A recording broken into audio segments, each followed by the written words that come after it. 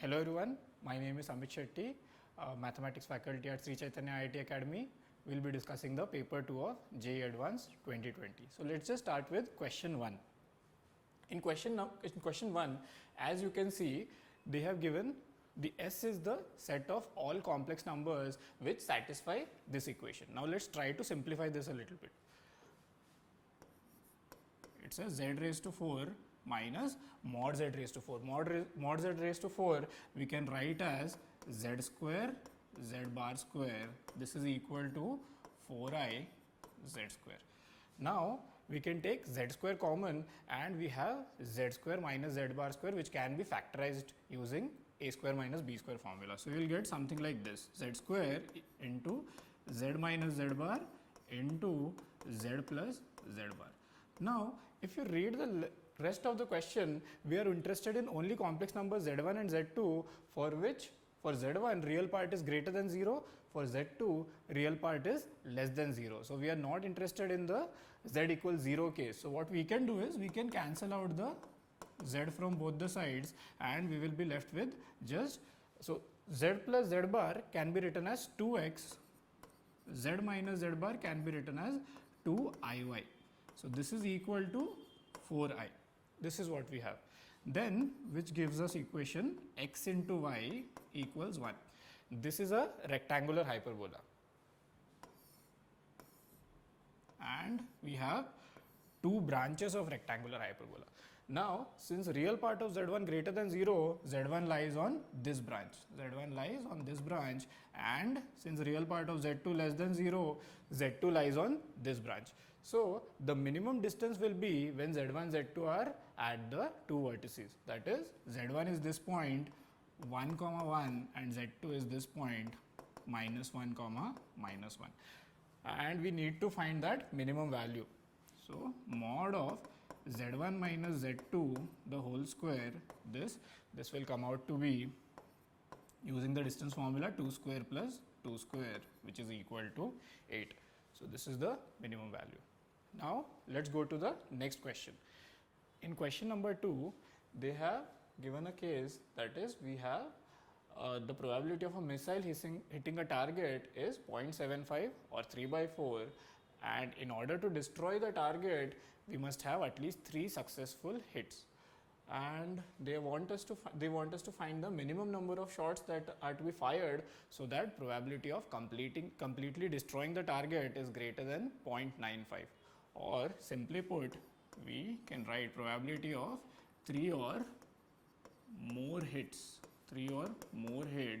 is greater than equal to 0.95, or I can write complement of this should be less than 1 minus this, or I can say, put in a different way, probability of 0, 1 or 2 hits is less than equal to 0.05, 1 minus this quantity. Now, of the n shots fired, probability of 0 hits will be NC0 1 by 4 raised to n 3 by 4 raised to 0, probability of 0 hit. Then probability of 1 hit is NC1 1 by 4 raised to n minus 1 3 by 4, then NC2 1 by 4 raised to n minus 2 3 by 4 square. This quantity should be less than 0.05. Now, on rearranging the terms, if I take 1 by 4 raised to n common, I will have inside 1 plus 3n plus 9 times NC2, that is n minus 1 by 2. This quantity less than 0.05. Now, what I can do is I can take the LCM and I will send the quantity 2 to the other side. So, I will have 2 minus 3n plus 9n square upon 4 raised to n. This 2 in the denominator I will send to the other side. So, I have this quantity less than 0.01. Now, the question asks us to find the minimum value of n for which this is true, for which this inequality is true. We can start directly with n equals 3 or n equals 4, because anyways a minimum of 3 shots is required to destroy the target. So, one convenient choice for n would be n equals 5, because 4 raised to 5, 2 raised to 10 is 1024. So if you try for n equals 5, you get something like this. For n equals 5, you get 2 minus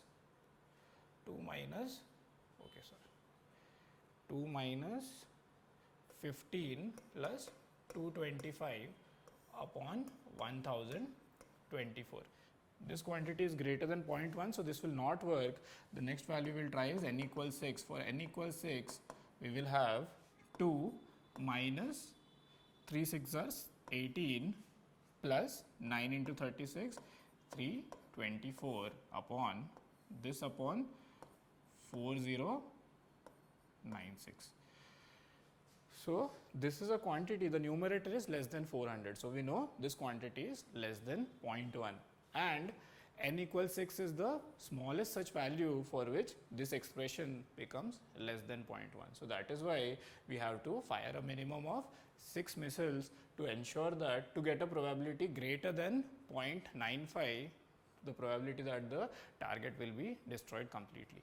Now we will move on to the next question. The next question, they have given a circle x square plus y square equals r square centered at origin. R, they say, is greater than root 5 by 2. Then they are saying that there is a chord PQ, and equation of PQ is this. Equation of line passing through PQ is 2x plus 4y equals 5. So if we try to draw a rough sketch, it is something like this. We have a chord PQ. Then it further says the center of the circumcircle of triangle OPQ, it lies on this line. Now this is the center O, origin, or then if we try to draw the circumcircle of this triangle, it will be something like this. A rough sketch, it will look something like this.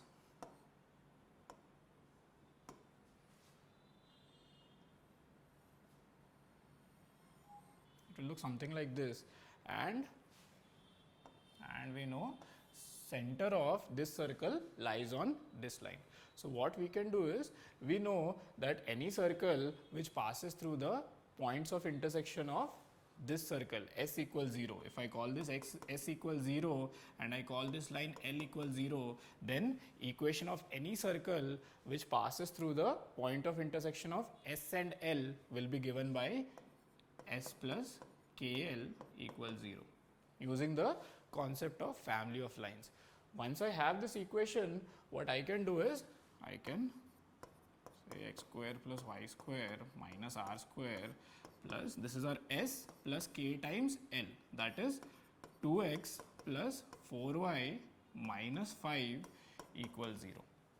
Now the condition is, this circle must pass through the origin, or the constant term of the equation here must be 0. So from there we get a condition, that is minus r square minus k into 5 equals 0, or k is equal to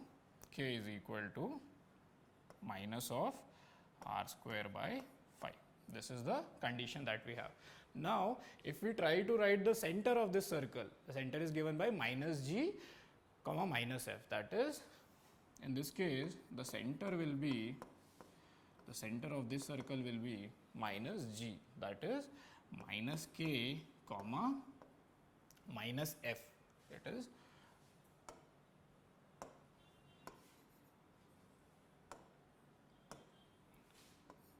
minus k comma minus f, that is, so minus g comma minus f, which is minus k comma minus 2k, half of the negative of the half of the x coefficient comma negative of the half of the y coefficient.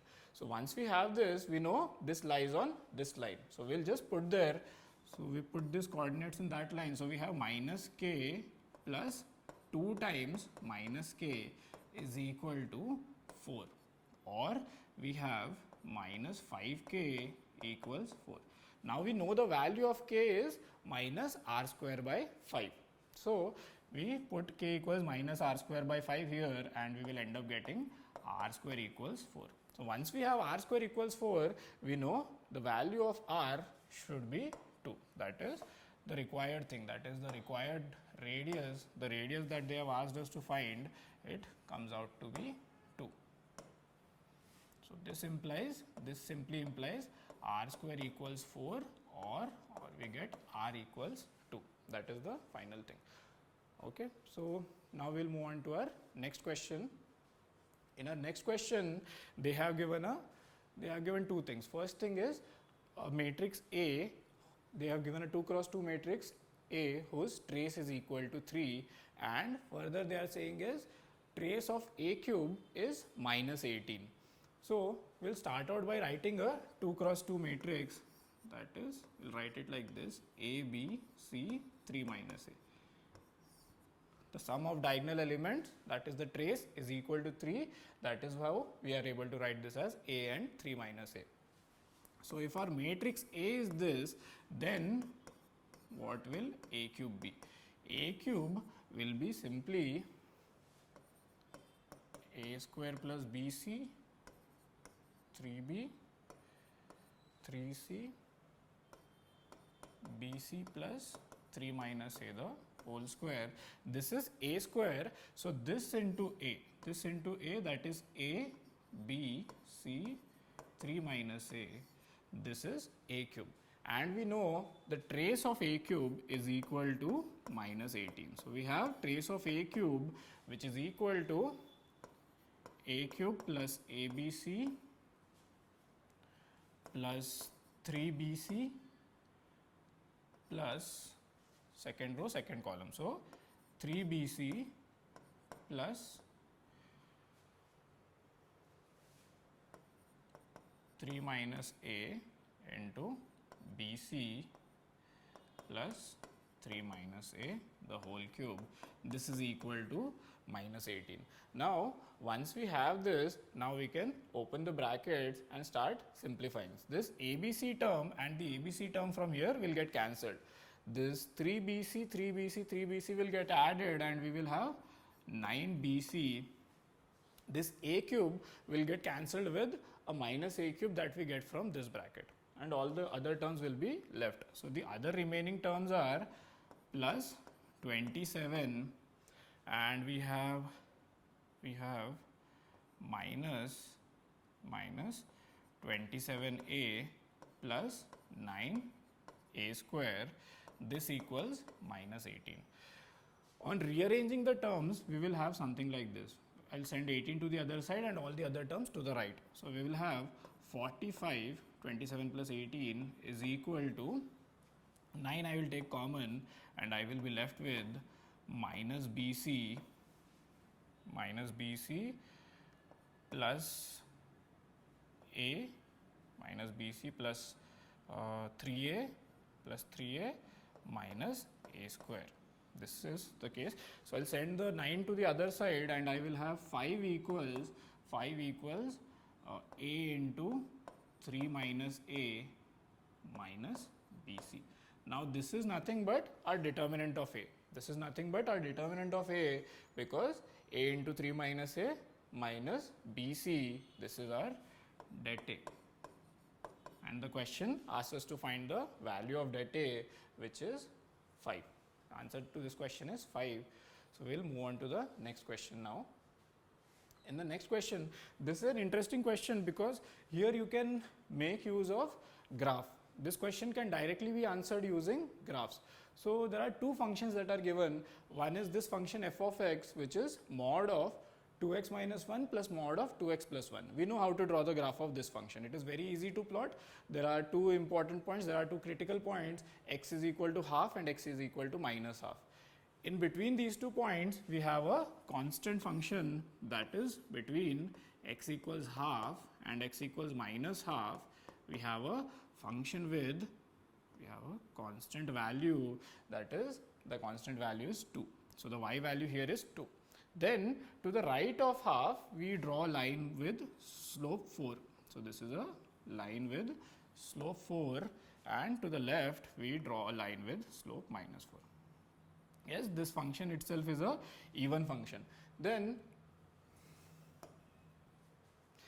going to the g function, g is the the next function g of x is fractional x. This is a very commonly used function and you must have dealt with this many a times. We know a few things about g. G is periodic. Period of g is 1. G is periodic. G is periodic. Period 1.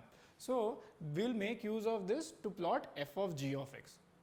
So, in order to plot f of g of x, we have this function g of x which behaves just as, so g of x we can say something like this, g of x is equal to x for x belongs to 0 comma 1 or 0 to 1, open interval 1, closed interval 0.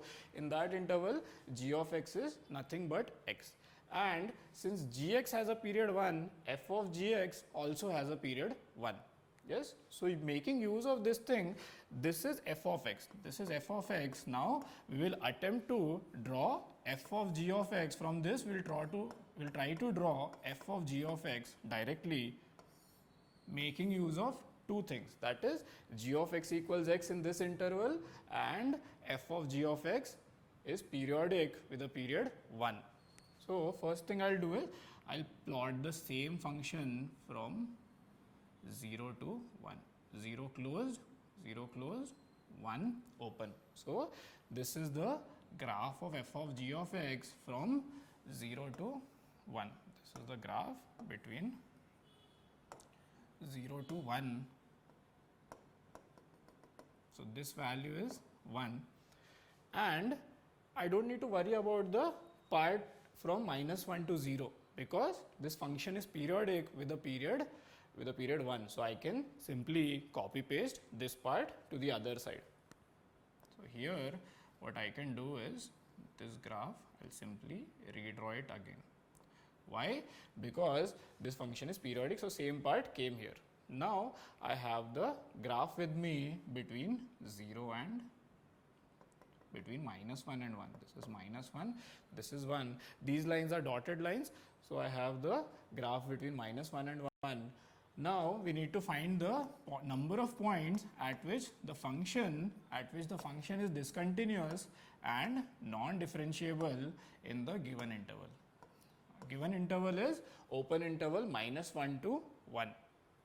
In this case, since the interval is open -1 to 1, what we can do is, we know that these points -1 and 1 are not to be included. The only point of discontinuity is x equals 0. You can see this is a jump kind of discontinuity here between these values. It's a jump discontinuity. So I can say something like discontinuous at x equals 0. So only one point of discontinuity, and it is non-differentiable at x equals -half, 0 and half. You can see here at half right hand derivative is 4 and left hand derivative is 0. Similarly at -half, same story, function periodic, so same thing will also happen, periodic with period pi. So what happened at x equals half, same thing will happen at x equals -half. So 3 points of non-differentiability, x equals -half, 0 and half, and 1 point of discontinuity, that is x equals 0. So total, the question asks us to find, so question says c is the number of, f of g is not continuous at c number of points, and at d number of points the function is not differentiable. So we have c equals 1, d equals 3, so c plus d is equal to 1 plus 3, that is 4.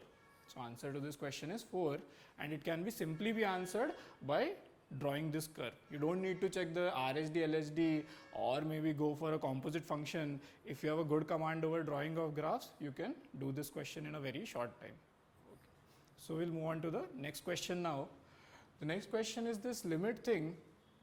Here, as opposed to the commonly used methods, that is generally students go for L'Hopital's rule, but here this question can be done by basic trigonometry thing, and that is the shortest way to do this. So what we will do is we will apply the factorization formula here, so sin c plus sin d here, and then cos 5x by 2 and minus cos 3x by 2. So cos c minus cos d here, and this is 1 plus cos 2 theta. So there also we'll apply the formula, the known formula. So the numerator becomes 8 root 2, so sin c plus sin d, 2 sin c plus d by 2, that is sin 2x, cos c minus d by 2, that is cos x. The denominator, first term I'll write as it is, so you have 2 sin 2x sin 3x by 2. Then here I'll apply cos c minus cos d, which is 2 sin c plus d by 2, 2x sin d minus c by 2, that is sin minus x by 2. Then this 1 plus cos 2 theta is 2 cos square theta. So I'll have 2 root 2 cos square x. Now here we can see we can take out a cos x common, but we'll wait for one more step. We'll simply take sin 2x common from the first two terms, and we have sin 3x by 2 minus sin x by 2. So sin c minus sin d formula will apply here, and we will have, so we have 8 root 2 sin 2x cos x. The denominator is 2 sin 2x. Here, as we discussed, this is sin c minus sin d. So we will have 2 sin c minus d by 2, or 2 sin c minus d by 2, which is 2 sin x, and cos c plus d by 2. That is, we will have cos x. This is sin x by 2, sin c minus d by 2, and cos c plus d by 2 is cos x. And here we will have 2 root 2 cos square x.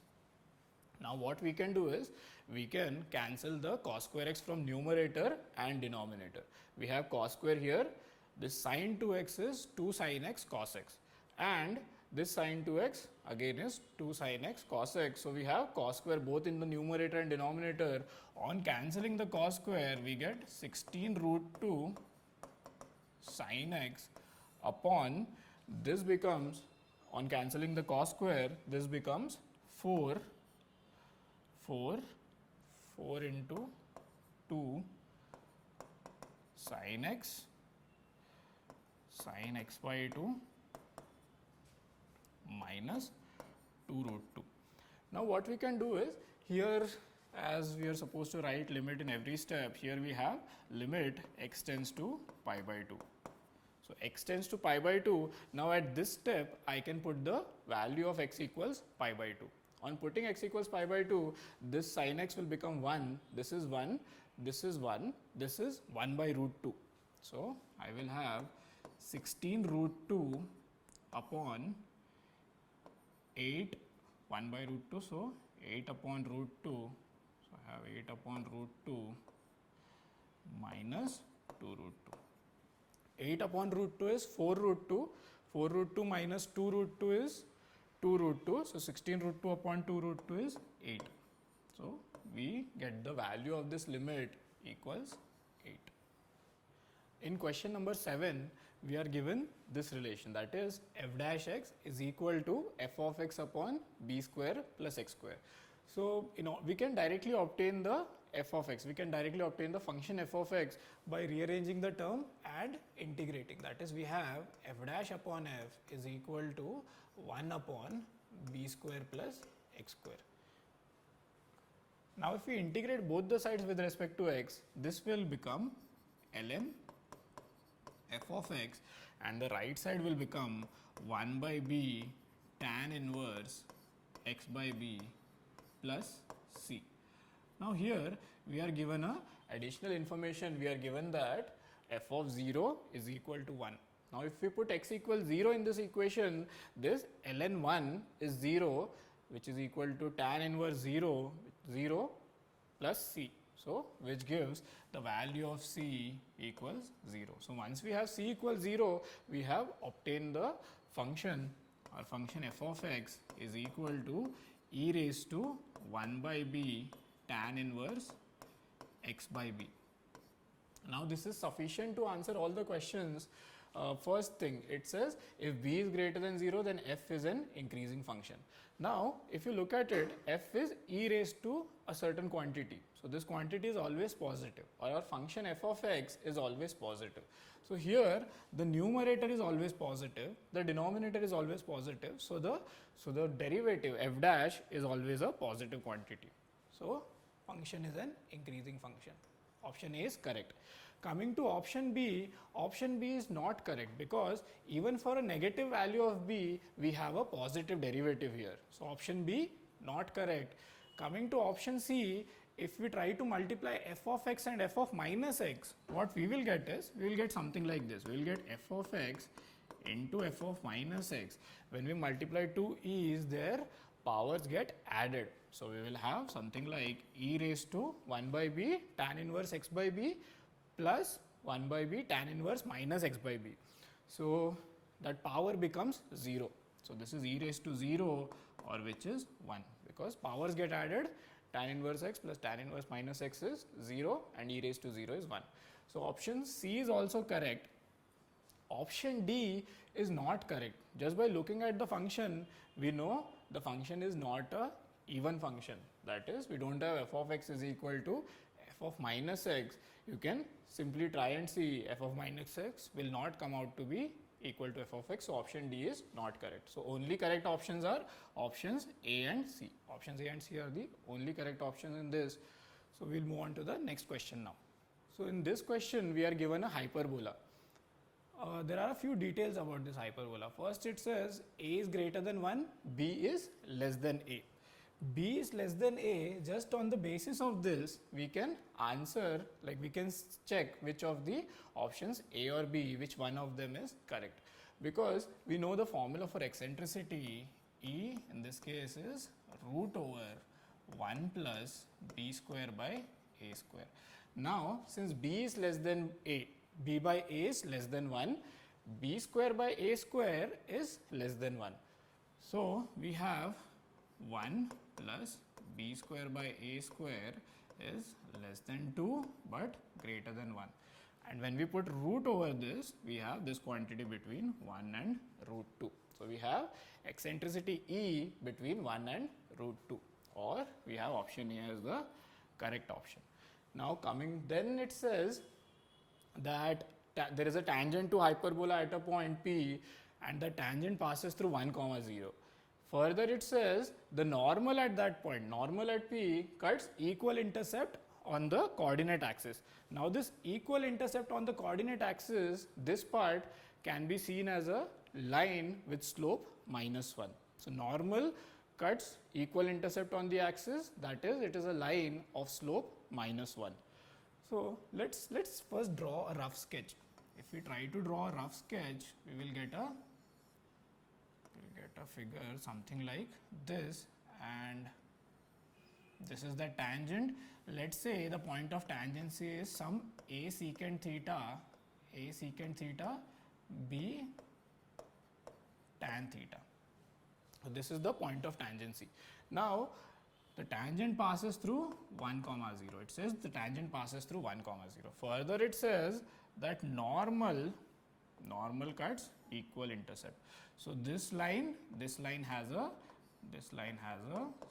slope equals -1. Slope of this line is -1. Slope of this line is -1. So, the slope of tangent is, so we know slope of tangent is 1. Slope of normal is -1. Slope of tangent is 1. If we try to write the equation of tangent at that point, we have x secant theta upon a minus y tan theta upon b equals 1. This is the equation of tangent at point 1, 0. Now, after this, we know this line passes through 1 comma 0. Now, since this line passes through 1 comma 0, we'll simply substitute 1 comma 0 in this equation. We substitute 1 comma 0 in this equation and we get secant theta by a equals 1. We get secant theta by a equals 1, or a is equal to secant theta.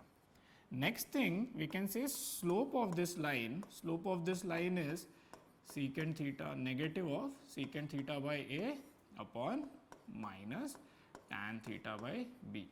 This quantity equals 1. Now, using a equals secant theta, we get b equals tan theta. So, we have one more piece of information, that is b equals tan theta. So far we have a equals secant theta and b equals tan theta. So, making use of these things, we will try to find the area of that triangle, that is area of triangle formed by tangent, normal and the x-axis. We need to find the area of this triangle. Now, we know this is a 45, 45, 90 triangle, and we know the height of this thing is b tan theta. Not just that, if this is b tan theta, this is b tan theta, this is b tan theta, or the base of this triangle, if I take this as the base, the base is 2b tan theta. So, I can write the area of triangle as half. I can write the area of triangle as half into base, that is 2b tan theta into height, that is b tan theta. Now, once I have written this, I got the area as b square tan square theta, but I know tan theta equals b. So, I can put tan theta equals b and I will get this equals b raised to 4, which gives us option D as the correct option. So, this question has A and D as the correct options. So, now we will move on to the next question, that is question number 9. Now, question number 9, it has a functional relation. Now, this functional relation is quite interesting because we can somehow, by adding 1 on both the sides, we can factorize the right side, and that will be helpful to us. Let's see what happens on factorizing after adding 1 on both the sides. We will get something like this: f of x plus y plus 1 is equal to f of x plus 1 into f of y plus 1. Now, this factorization is very helpful because now the functional equation is in a known form. How is it in a known form? We can view it like this. We can think of it like this, that is, we have some function f of capital F of x plus y is equal to capital Fx into capital Y. Now, this is one of the known general forms. Whenever the function is like this, this implies that the general solution for this is of the form a raised to x. So, we have our capital F, which is small f plus 1 is equal to a raised to x, or we have f of x is equal to a raised to x minus 1. Then it further says that f of x is equal to x into gx, or we can write g of x is equal to fx upon x when x is not equal to 0, and we are going to make use of that in this limit. That is, they have given limit x tends to 0 g of x, or we can write x tends to 0 f of x upon x, which is a raised to x minus 1 upon x. This is given to be 1. We know this limit is equal to ln a. This limit is equal to ln a, and it simply says ln a is equal to 1, or a is equal to, this implies a is equal to e. That is, function f of x or small f of x is e raised to x minus 1. We have obtained our function f of x, and also we have, f of x is equal to e raised to x minus 1. Using this, we can answer option A.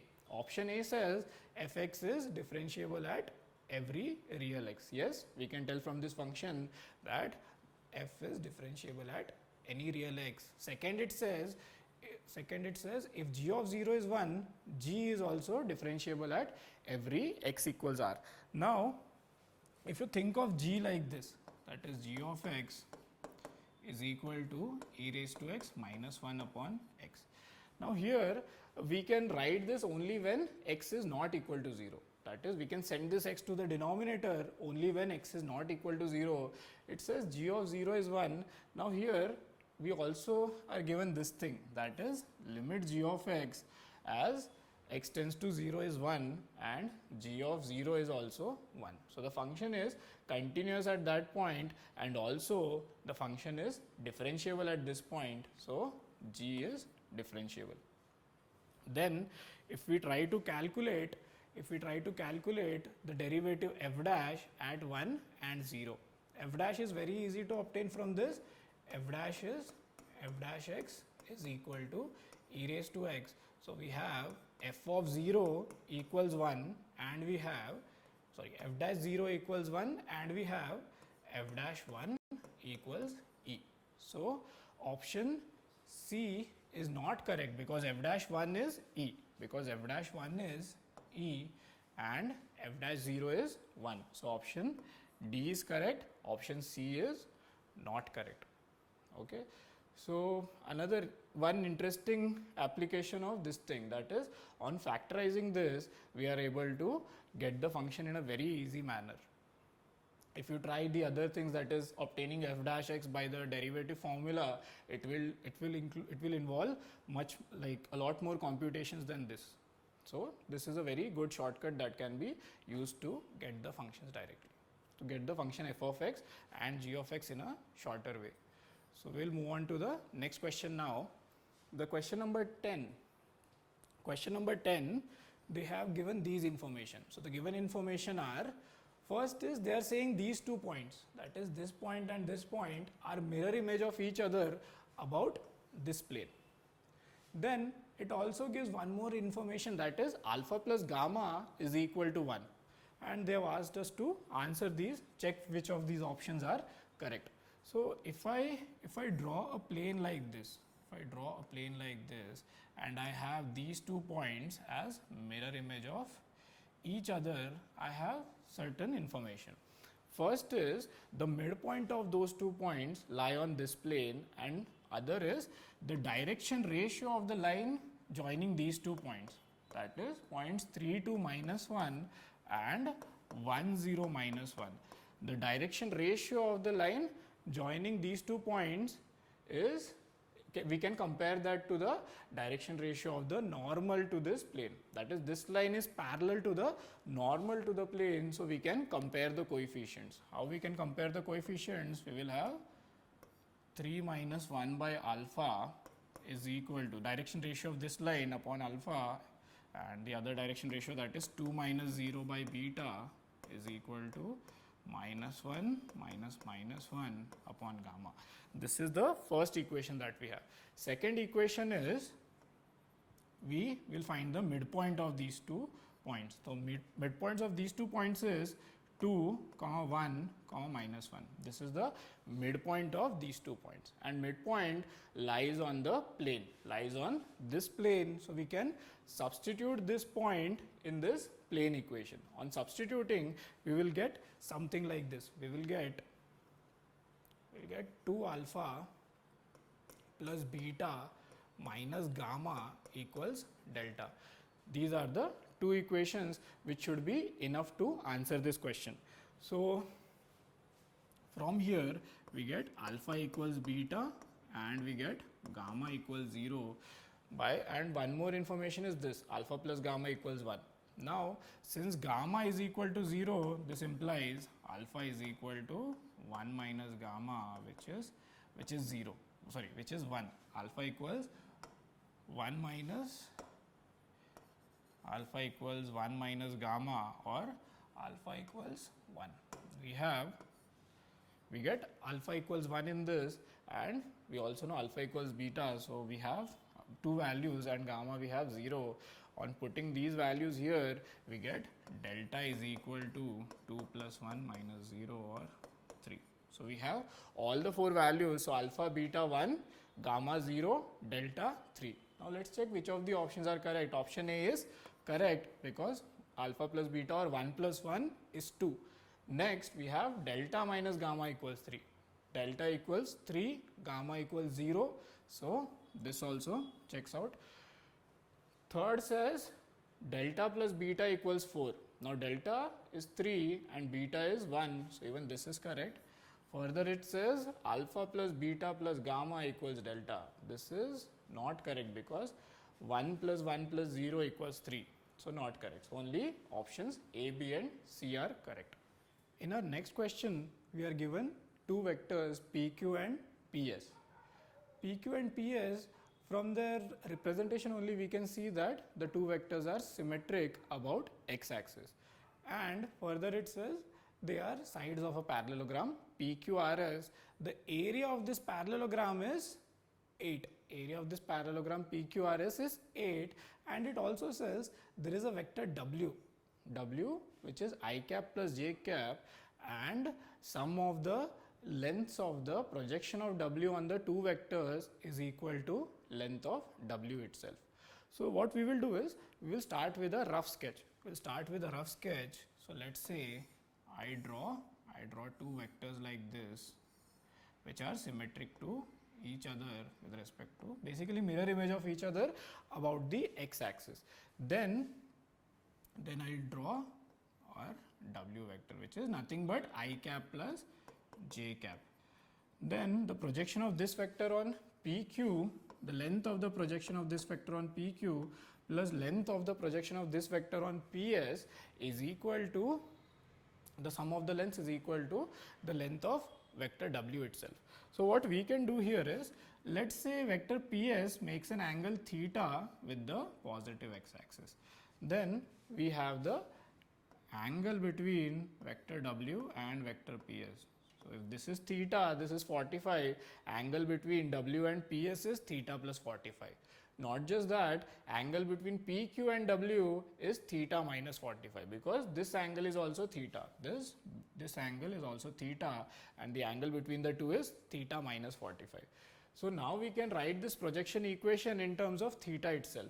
Projection of W on PQ is, that is mod U, this quantity will become mod W cos of theta minus 45, and the other length, this will be mod of W into cos of theta plus 45, the angle between the two vectors.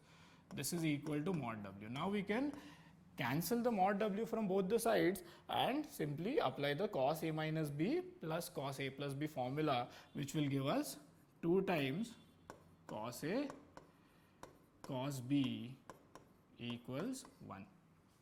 Cos 45, 1 by root 2, cos theta will also become 1 by root 2.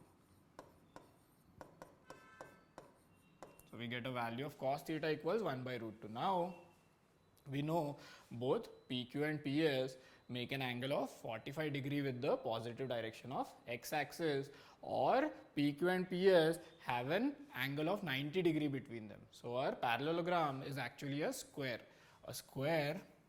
of area 8.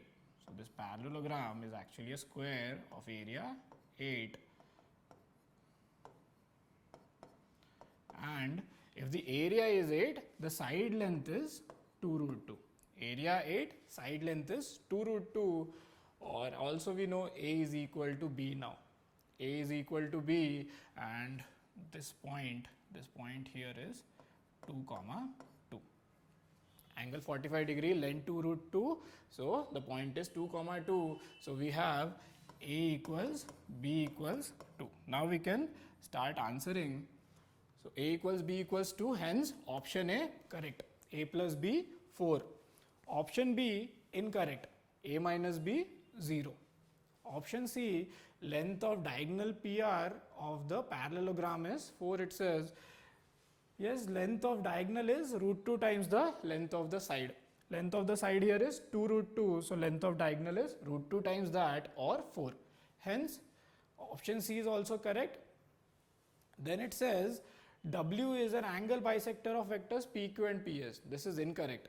W is, as we can see, W is simply parallel to PQ. Both makes 45 degrees. It is parallel to PQ, and angle bisector is the x-axis. So option D not correct. Only options A and C are the correct options in this case. So let's move on to the next question. In our next question, they have given this notation. This is to be seen as SCR whenever S is greater than equal to R, otherwise it is 0. What we will do is, further it says G mn is this, G m comma n is this, and F m comma n comma p is this. A lot of calculation is involved in this, so we will try to handle this step by step. What we will do, we will first take these two terms. We will take these two things and we will write it in the factorial notation. Let's see what do we get. This n plus I and p. This thing will actually become n plus, this will become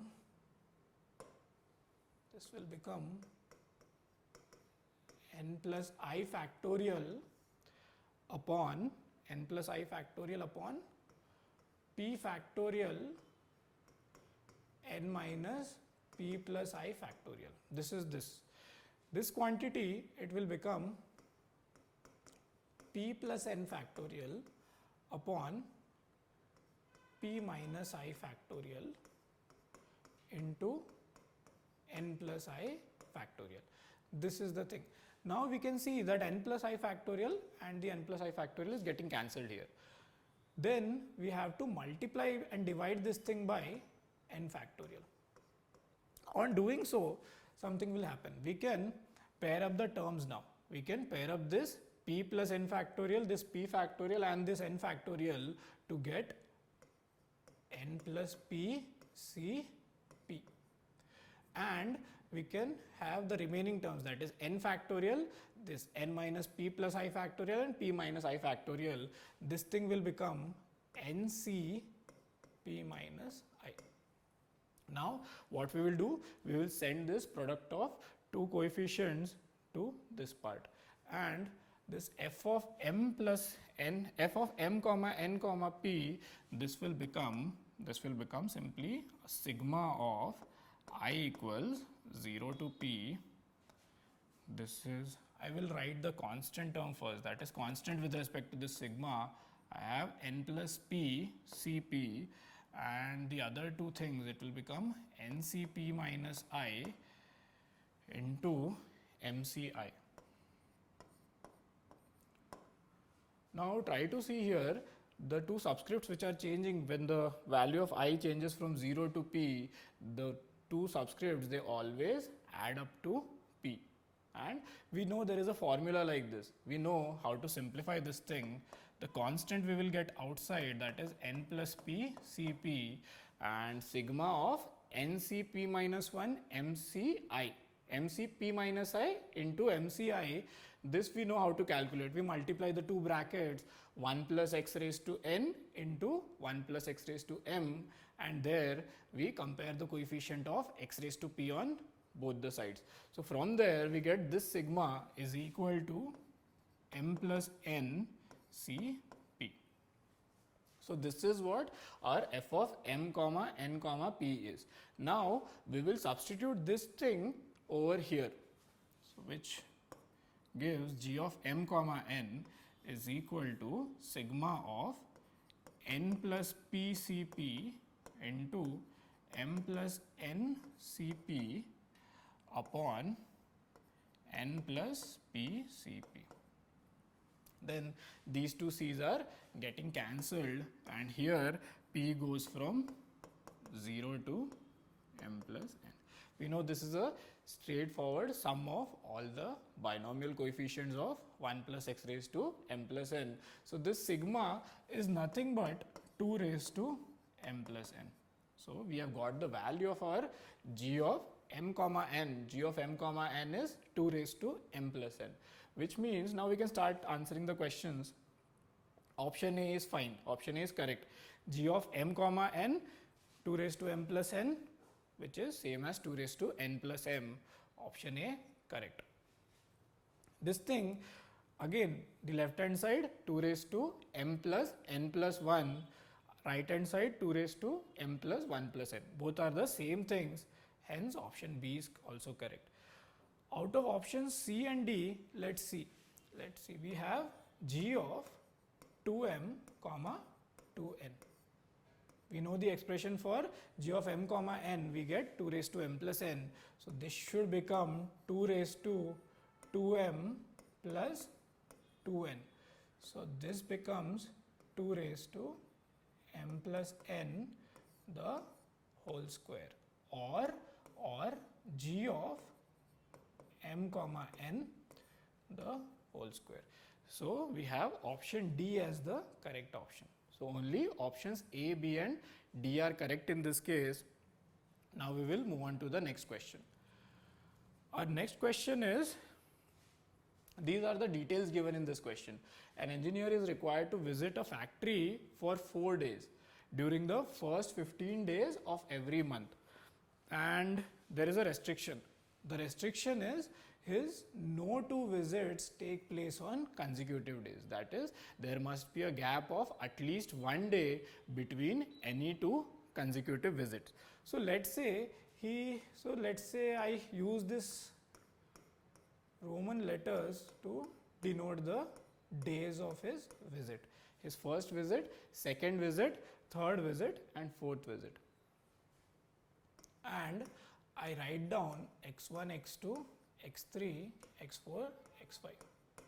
We have to count the number of possible ways in which he can carry out his visits during this month. And the reason why I write it like this is, now I have the restrictions. The restrictions are x2, x3, x4 must be greater than or equal to 1. Why? Because no 2 visits on consecutive days. There must be at least a gap of 1 day between any 2 consecutive visits. So x2, x3, x4, so these are the restrictions. x2, x3, x4 all greater than equal to 1.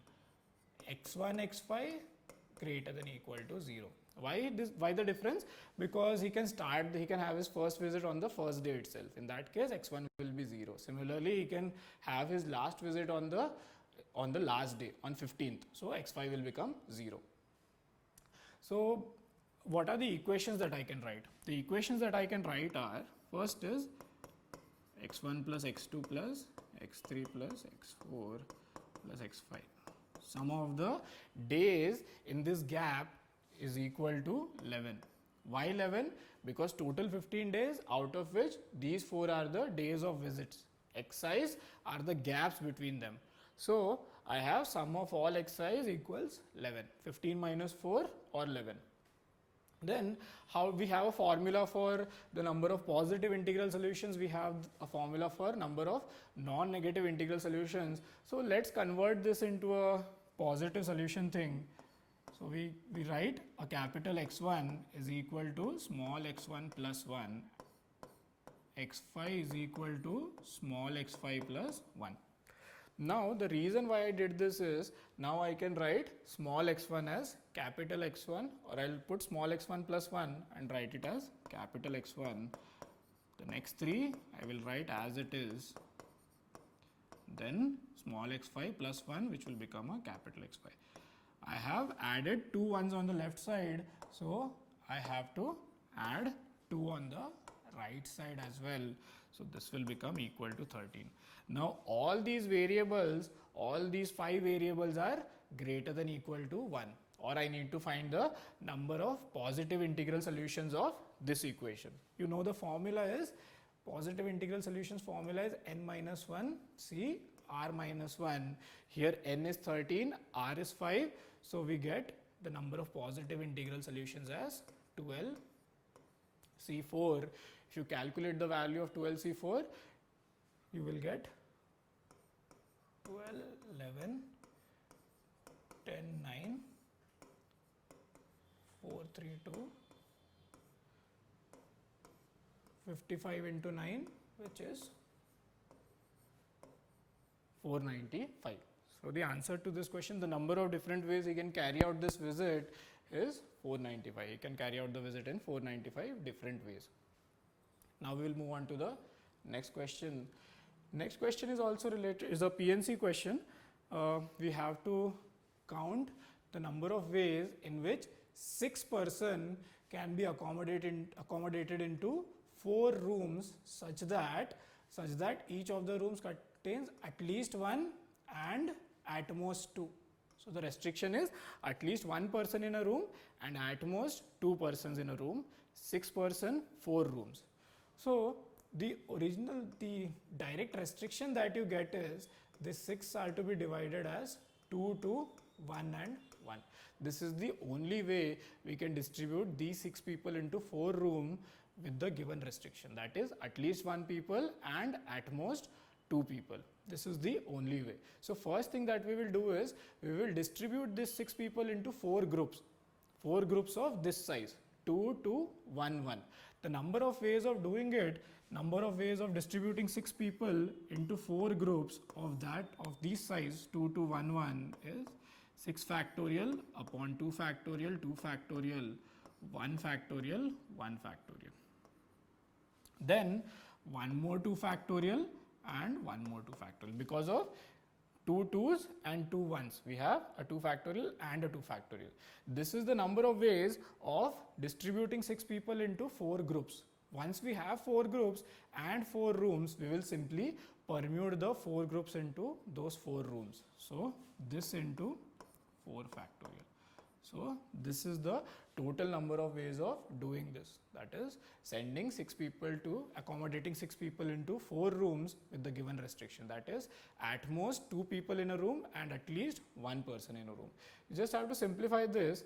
This is 16, 4, so 6 factorial into 3 or 720, 6 factorial, okay, 720 by 2 into 3 or 360 into 3. So we have 360 into 3, which is 1080.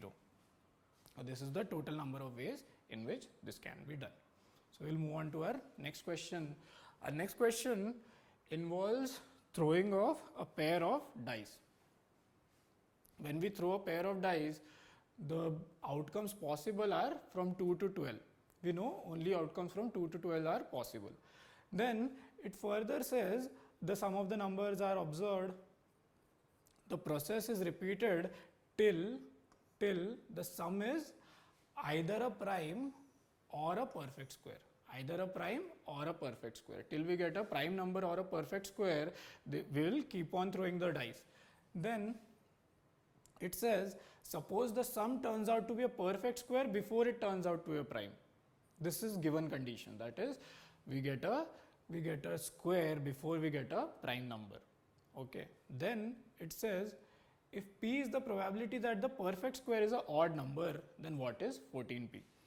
So let's look at the numbers that are there. So first I'll write down all the squares that can be obtained as the outcome of this experiment. That is the sum of the outcomes of the 2 faces of the dice. That is, the number appears on the 2 faces of the dice. Squares possible are 4 and 9. These are the perfect squares that are possible. And then if I write down the primes possible are 2, 3, 5, 7, 11. These are the primes. Then there is another set. Which are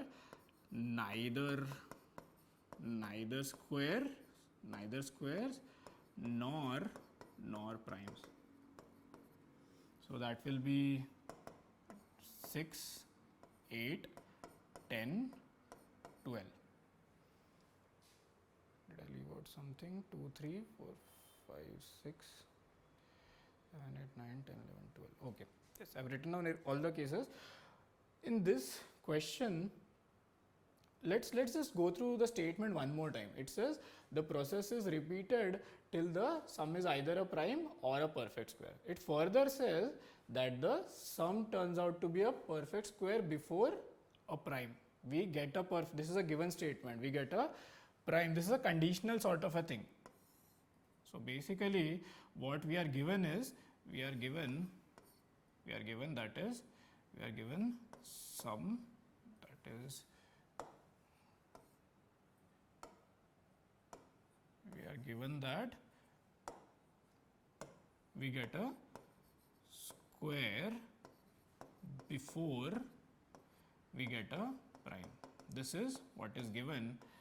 And the intersection case, that is if you are given PA given B will be PA intersection B upon PB. This is that PB statement.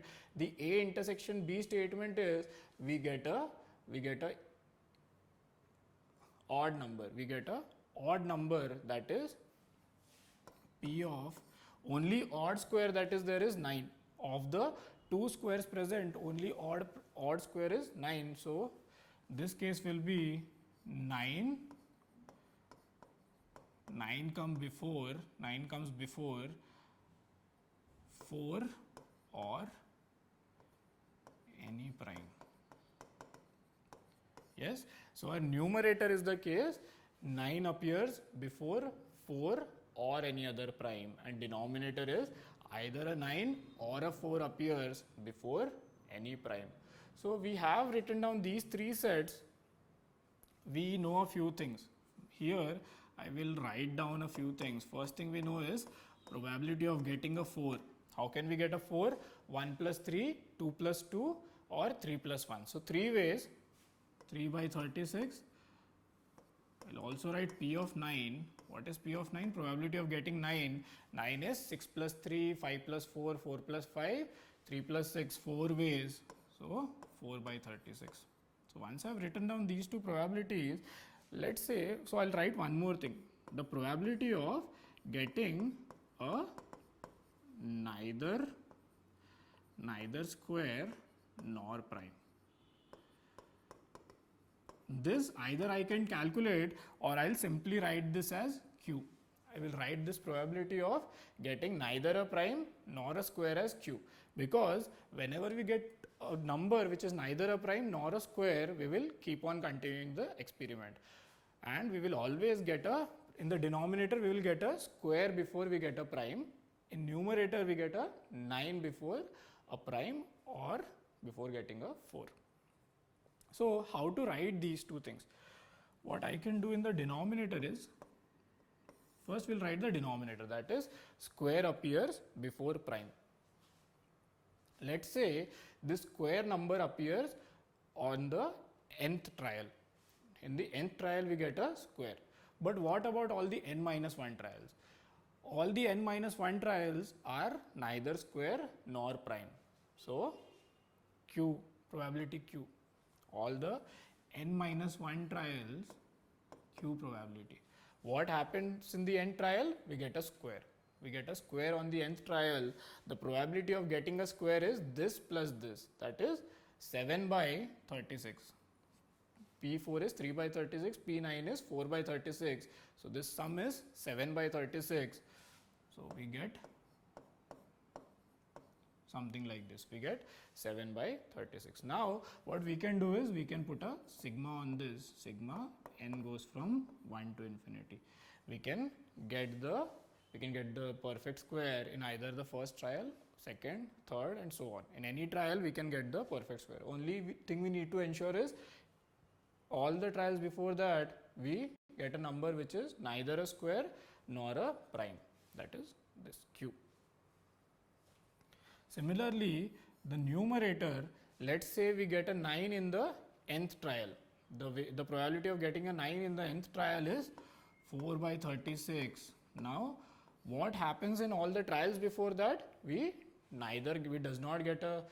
don't get a square or a prime. No 9s, no 4s, no primes. So probability of that is Q raised to n minus 1. Again the sigma goes from n equals 1 to infinity. What we can do is we can take out the constant terms outside. The sigmas in the numerator and the denominator are the same. So after taking the constant terms outside, we can cancel out the sigma, and this is our P. This is our P. This is this P. So this is equal to 4 by 7. This is equal to 4 by 7. If this P is equal to 4 by 7, what we have is we need to find the value of 14P, which is 14 into 4 by 7 or 8. So we have the answer to this question, that is value of 14P is 8. This 16th question, At the beginning only you can observe a few things in this expression. If you look at the terms, we have 1 by 40, we have 39 by 40. The thing is, the sum of these two terms, that is the sum of the terms in these brackets, it is 1. That is, if you look at this series, sum of the terms in the bracket which are equidistant from the two ends always equals 1.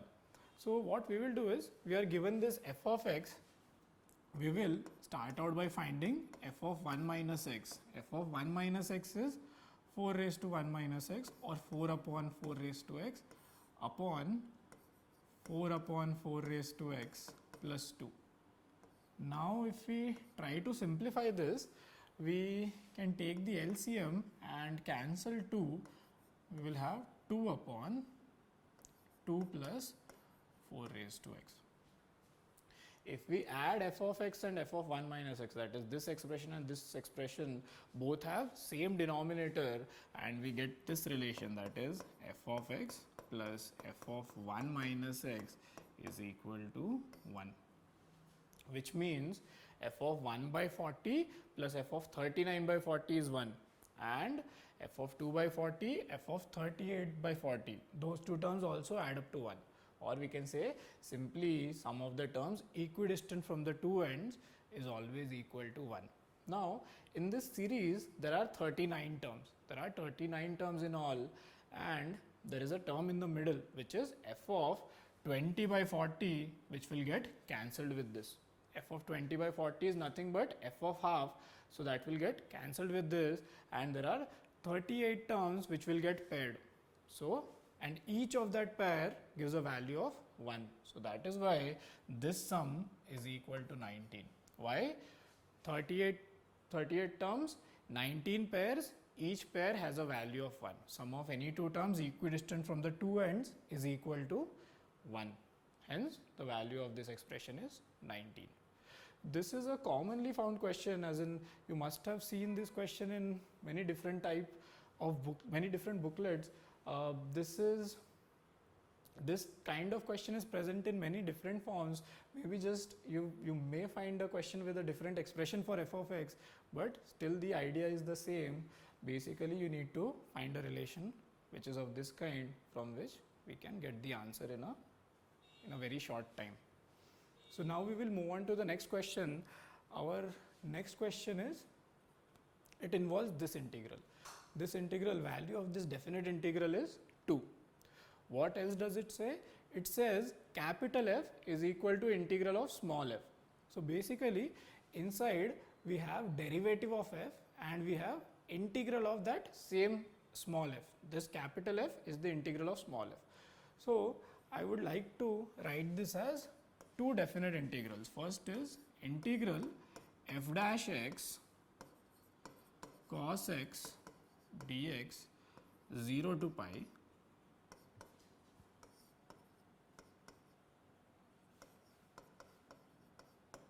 plus capital Fx cos x 0 to pi, same thing.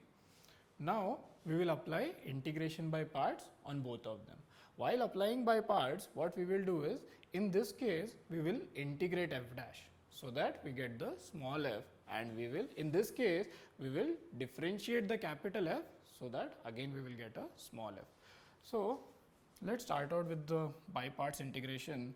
So we have cos x integral of f dash, that is f of x 0 to pi minus integral of the derivative of this, that is minus sin x, or this will become plus sin x integral f dash, that is fx dx, again 0 to pi. For this function, as I said earlier, we will be differentiating the capital F. So first function integral of the second, that is integral cos sin. So this from 0 to pi minus integral of the derivative of capital F, which is small f. Derivative of capital F is small f. From here we know that derivative of capital F is small f of x. So derivative small f into integral cos x, which is sin x dx, again 0 to pi. Now here you can see this integral and this integral is getting cancelled. Those two are same thing. This is plus and that is in minus. So we'll straight away cancel out this integral and this integral, and value of this thing is 2.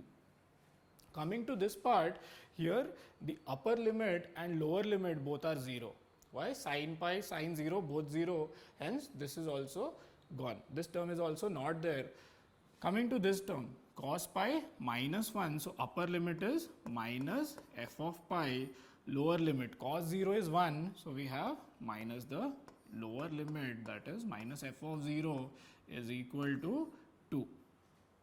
F of pi value is given, f of pi is given to be minus 6, so minus f pi is 6.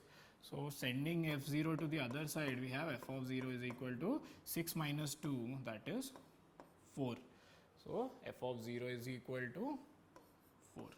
So we have the value of the required thing, that is f of 0 is equal to 4. This finishes our this question, but only thing to pay attention here is the choice of the function. We made this choice based on the given thing, that is integral of f dash and derivative of this capital F are the same functions. Hence we chose the functions to integrate and differentiate accordingly. So which helped us in a way, that is this and this integral got cancelled, hence we were finally able to get the value of f of 0 as 4. So now we will move on to the last question of the paper, which is this thing.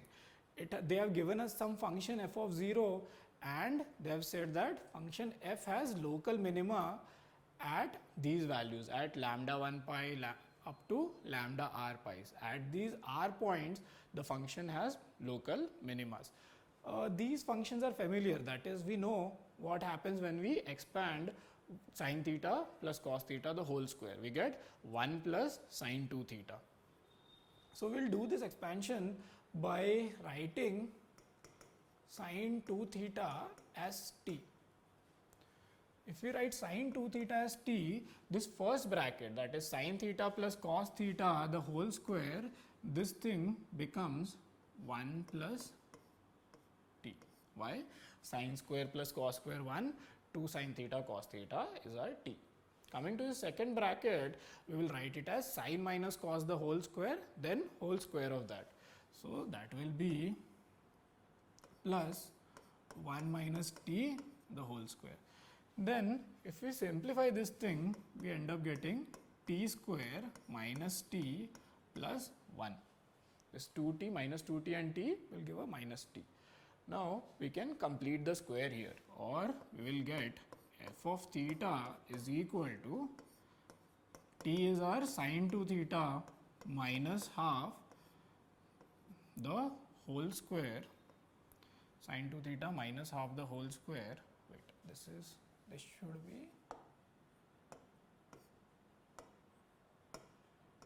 should be plus 2. So we will get this plus 7 by 4.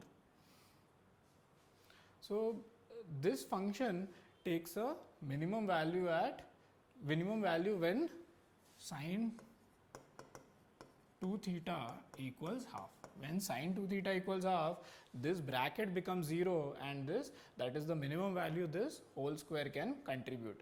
And these are the only points of local minima, because for all the other values of theta, like this bracket value will just keep on increasing. If sin 2 theta increases from to the right of half, we will have this bracket increasing from 0 to, maybe when sin 2 theta becomes 1, this will go from 0 to 1 by 4. Similarly, when sin 2 theta decreases from half to minus 1, even at that time, this bracket keeps on increasing. So we can say with surety that sin 2 theta equals half, these are the only points of local minima. If you try to draw a rough sketch also, you will get all the other points, like you will get points of local maxima, that is when 2 theta is equal to 1, sin 2 theta is equal to 1 or sin 2 theta equals minus 1, those will be the points of local maxima. So this is the only, like this equation, this gives all the points of local minima that are there. So we can get the values of theta from this. So we have 2 theta is equal to either a pi by 6 or a 5 pi by 6. Since theta belongs to this interval, that is theta belongs to 0 to pi. According to this, theta belongs to 0 to pi, 2 theta belongs to 0 to 2 pi, and these are the only angles for which sine 2 theta is half in that interval. So once we have that, we have the value of theta, possible values of theta as pi by 12 and 5 pi by 12. So these are the values of lambdas that we have are lambda 1 equals 1 by 12, lambda 2 equals 5 by 12.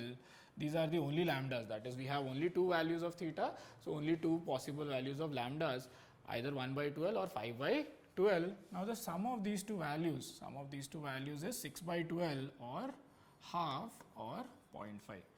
So the answer to this question is 0.5. So this concludes our paper 2 of advanced 2020 mathematics part.